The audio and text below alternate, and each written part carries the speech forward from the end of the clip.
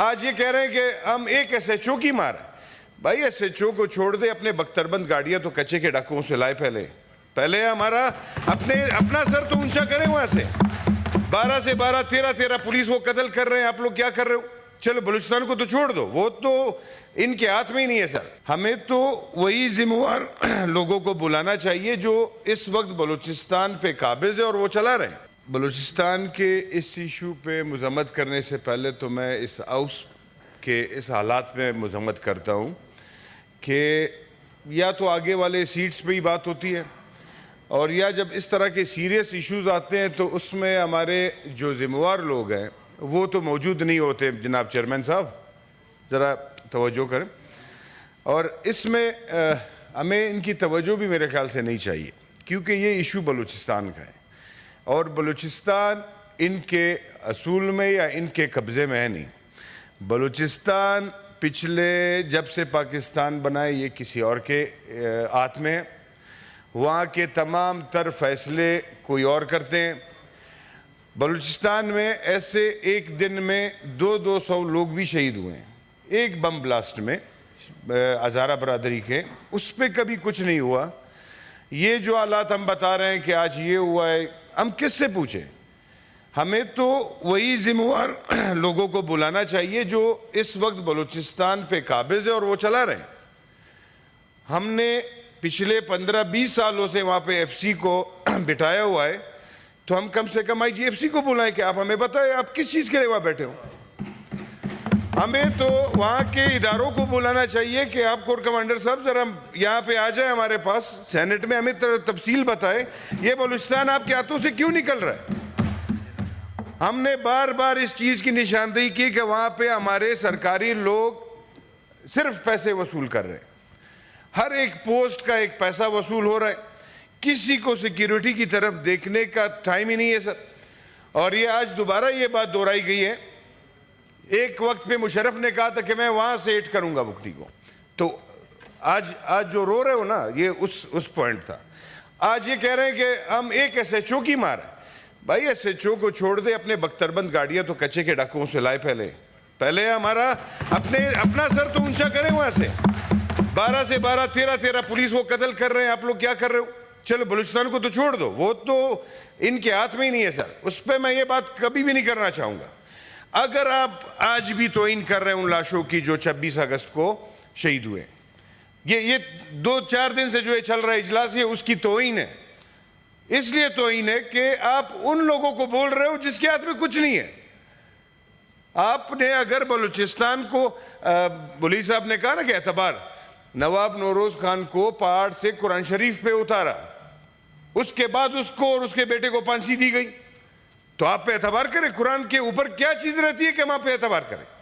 یا وہ لوگ جو یہ کہہ رہے ہیں کہ فرق ہمیں معلوم ہے, فرق یہ ہے کہ جو پاکستان کو نہیں مانتا بندوق اٹھائیے وہ دہشت گرد. ہم یہ نہیں چاہتے سر, ہم تو چاہتے ہیں کہ اس کو دہشت گرد بنایا کس نے, وہ کیوں پہاڑ پہ گیا؟ یہ بلوچوں نے تو پاکستان کو تسلیم کیا تھا, وہ تو پاکستان کا حصہ بن گئے. آج وہ کیوں پہاڑ پہ بیٹھے ہیں پاکستان کی مخالفت کر رہے ہیں؟ اس کا ذمہ وار آدمی جب تک آپ نہیں نکالو گے, جب تک کس کی وجہ سے یہ لوگ وہاں بیٹھے اور کون سا وہ کام ہوا ہے, تب تک آپ کا بلوچستان تو کیا ہے, پاکستان ٹھیک نہیں ہو سکتا. یہاں پہ ہمارے وزراء آتے, آج جو وزراء یہاں بیٹھے ہیں وہ کس طریقے سے آئے؟ وہ پہلے وزیر بنے, بعد میں سینیٹر بنے. اب ان کو ہمیں سننا پڑے گا. یہ بہت غلط روایات ہے جناب چیئرمین صاحب. ہمیں سن کے پھر جواب دیں. بالکل اعظم نذیر صاحب جو ہے ہمارے محترم ہے, ہمارے سینیٹر ہے, ہمارے بھائی ہیں, لیکن جو منسٹری جس کے پاس ہے وہ ہمیں کم سے کم وہ جواب دے. بلوچستان کے اندر صرف یہ ایشوز نہیں ہے سر. میں نے کہا یہ پہلی دفعہ بھی نہیں ہے سر کہ اتنی پریشانی ان کو ہوئی ہے, پتہ نہیں کیا ہوا ہے اس میں. میں نے جو کل کی میٹنگ کی یہ بتا رہے ہیں کہ تمام پارٹیاں آئی ہیں, تو تمام پارٹیوں کی باتیں تو یہ سر سامنے رکھے کہ کس پارٹی نے آپ کو کیا کہا ہے. اس میں سے زیادہ تر پارٹیاں جو جمہوری نظام کو مد نظر رکھتے ہوئے جو بات کرتے ہیں, ان سب نے یہ ڈیمانڈ کیا ہے کہ سب سے پہلے یہ حالات کس کی وجہ سے خراب ہوئے ہیں ان کو نشاندہی کی جائے. اب مجھے یہ سمجھ نہیں آتا ہے, وہ 2 منٹ میں بات کر کے چلے گئے اور بڑے مطمئن تھے. تو اس طرح تو سر یہ بلوچستان کے ساتھ ابھی نہیں, یہ 70 سال سے ہو رہا ہے سر, 70 سال سے ہو رہا ہے. وہاں کے سی ایم کے پاس ایک اسسٹنٹ کمشنر کو تبدیل کرنے کا اختیار ہی نہیں ہے. وہاں پہ کوئی ایکسین لگا نہیں سکتا وہ. اور یہاں پہ ہمارے بہت سارے لوگ خوش ہیں, وہاں پہ پتہ نہیں کس پارٹی کی گورنمنٹ. کچھ نہیں, بلوچستان میں آج تک کسی کی گورنمنٹ نہیں ہے سر. وہاں پہ بہت بڑے لوگوں کی گورنمنٹ ہے. اور انہی لوگوں کو میں یہاں بلانا چاہتا ہوں کہ آپ کے تسلسل سے میرے سارے دوستوں کے, کہ وہ آئے, آئی جی ایف سی آئے, کور کمانڈر صاحب آئے, یہاں پہ ہمیں ذرا بتائیں بلوچستان کے بارے میں.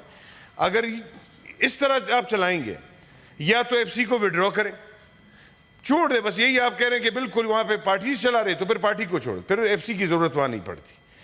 یہ میں نے پچھلے اپنی کمیٹی انٹیریئر میں بھی بولا ہے سر, کہ آپ یہاں سے ڈیرہ اسماعیل خان کے راستے سے بلوچستان جب جاتے ہیں نا سر, 5-6 بجے کے بعد سر آپ کا کوئی سرکاری افسر موجود نہیں ہوتا راستے پہ. چیتا شوز پہنے ہوتے ہیں لوگوں نے وائٹ کلر کے, قمیض شلوار میں. اب یہ نشاندہی پر یہ بیٹھتے ہوتے تو ہمیں بتاتے کہ یہ کون ہے. سادہ وردی میں پتہ نہیں انہوں نے کس کو لگایا ہوا ہے ڈیوٹی پہ. 5 بجے کے بعد پھر یہ پورا راستہ بلوچستان تک حوالہ کیا جاتا ہے ان کو. پھر صبح 6 بجے نماز کے بعد پھر واپس ہمیں وردیوں میں پولیس والے مل جاتے.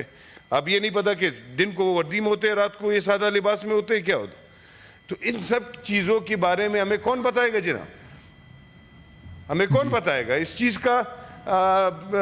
لیڈر آف دی ہاؤس بیٹھے, ہمیں تو اس پہ بھی وہ کرتے ہیں کہ بھائی لیڈر آف دی ہاؤس کے ساتھ 3-4 ذمہ داریاں ہیں.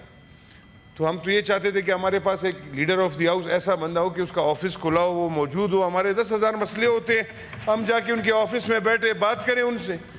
اور اگر وہ نہیں آتے بھی, میں نے اعظم نذیر صاحب کو مشورہ دیا تھا کہ ایک تصویر ہماری سردار صاحب کا رکھ دیں, ہم تسلی رہیں گے کہ بس ہمارے ساتھ ہی ہیں. تھینک یو عمر فاروق صاحب.